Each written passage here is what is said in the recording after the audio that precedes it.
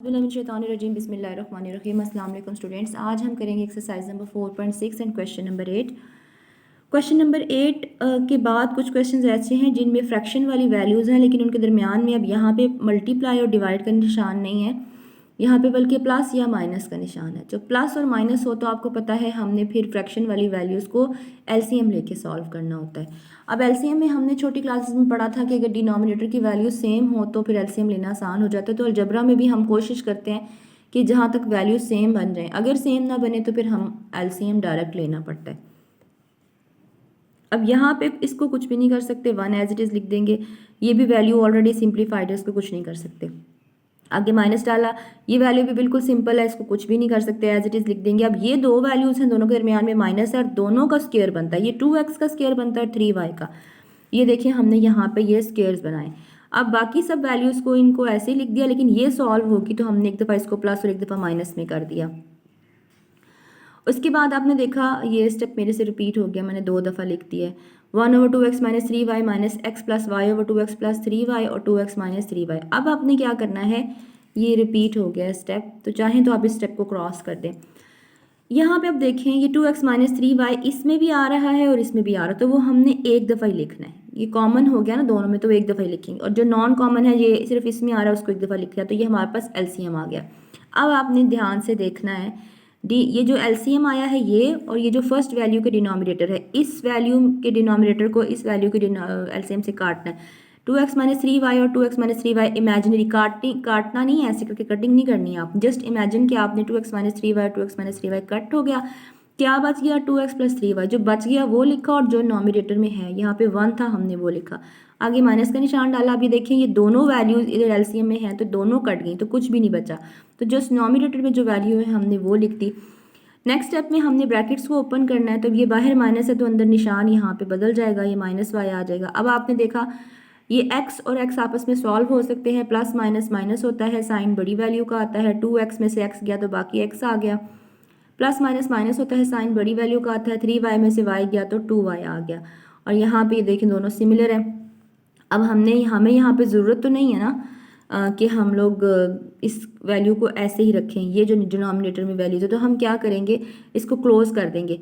जैसे हमें पता चलता है ना कि दो वैल्यूज़ का अगर स्क्वायर हो और दरमियान में माइनस हो तो फार्मूला बन जाता है, ओपन हो जाता है, एक दफ़ा प्लस और एक दफ़ा माइनस। ऐसे ही आपने याद रखना है, अगर दो वैल्यूज सिमिलर हो और एक में प्लस हो एक में माइनस हो तो आपने उसको क्लोज भी करना है, यानी कि 2x का होल स्क्वायर माइनस 3y का होल स्क्वायर, तो ये 9y आ जाएगा और यहाँ पे 4y। यहाँ पे हमारा इस क्वेश्चन का आंसर है।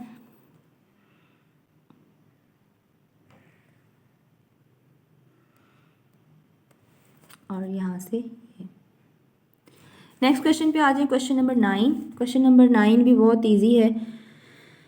ये देखिए ये हमने डायरेक्ट एलसीएम ले लेना है, क्योंकि अब इनमें सिंप्लीफाई करने वाला कुछ भी नहीं है। तो अब एलसीएम ने x और y आ जाएगा, और x माइनस वाई इधर भी है वो लिख दिया, और ये x प्लस वाई यहाँ लिख दिया। अब हम इसको देखते हैं, x और x माइनस वाई इस वैल्यू में है, ये x और x माइनस वाई कट जाएगा, क्या बच गया y और x प्लस वाई, तो हमने यहाँ ऊपर लिख लिया। फिर ये प्लस का निशान डाला, y और x प्लस वाई, यानी कि ये वाला y और x प्लस वाई यहाँ मौजूद है, तो बच गया x और x माइनस वाई, तो x और x माइनस वाई। ऊपर 1 1 ही था इसलिए लिखने की ज़रूरत नहीं थी उसको। ब्रैकेट्स ओपन करेंगे, यहाँ y अंदर मल्टीप्लाई होगा एक्स वाई प्लस वाई का स्क्वायर, यहाँ पे x और x का स्क्वायर माइनस एक्स वाई। अब एक्स वाई और एक्स वाई एक प्लस और एक माइनस से कटिंग हो जाएगी, और आपके पास आंसर में बचेगा x का स्क्वायर प्लस y का स्क्वायर, क्योंकि x को प्रेसिडेंस होती है, इसकी वैल्यूज़ पहले होनी चाहिए। अभी y का स्क्वायर एक्स वाई और एक्स स्क्वायर माइनस वाई का स्क्वायर, ये इस क्वेश्चन का आंसर है। अब आ जाए क्वेश्चन नंबर 6 पे। क्वेश्चन नंबर 6 में देखें आप, अगर डिनोमिनेटर में 2x माइनस 1 है ना यहाँ पे, और यहाँ पे 1 माइनस 2x है, तो हमने पहले तो कोशिश करनी है इसको भी हम बना लें, क्योंकि 2x की वैल्यू शुरू में होनी चाहिए और कांस्टेंट की वैल्यू बाद में होनी चाहिए, तो हम वो भी इस क्वेश्चन में चेंज कर लेंगे। अच्छा, यहाँ पे सबसे पहले 5 कॉमन आ जाता है, यहाँ 5 कॉमन आ गया, अंदर x प्लस 1 रह गया, यहाँ कुछ नहीं हो सकता।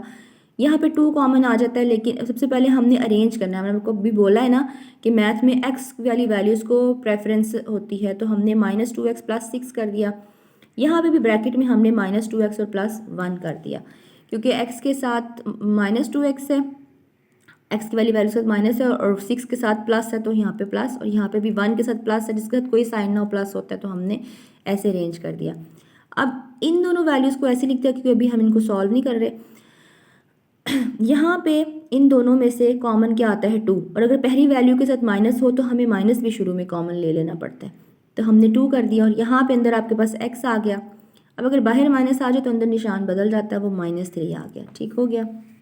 अच्छा, अब यहाँ पे भी ध्यान से देखें, यहाँ पे भी शुरू में पहली वैल्यू के साथ माइनस है तो वैसे तो कुछ कॉमन नहीं आता, लेकिन माइनस कॉमन आ जाता है। ये 2 पहले से पड़ा हुआ था यहाँ पे इस क्वेश्चन में, हमने माइनस को कॉमन ले लिया। अंदर आपके पास क्या आ गया 2x, और यहाँ पे प्लस की जगह पे माइनस आ गया। अब इसका फ़ायदा देखें ये हुआ डिनोमिनेटर की, दोनों डिनोमिनेटर में ये दोनों वैल्यू सेम हो गई ना एलसीएम के लिए, तो फ़ायदा हो जाएगा। खैर, अब ये दोनों वैल्यूज़ आपस में क्रॉस हो गई और डिनोमिनेटर में सॉरी डिनोमिनेटर में आपके पास 2x माइनस 1 आ जाएगा। ये देखिए 3 इंटू 2x माइनस 1।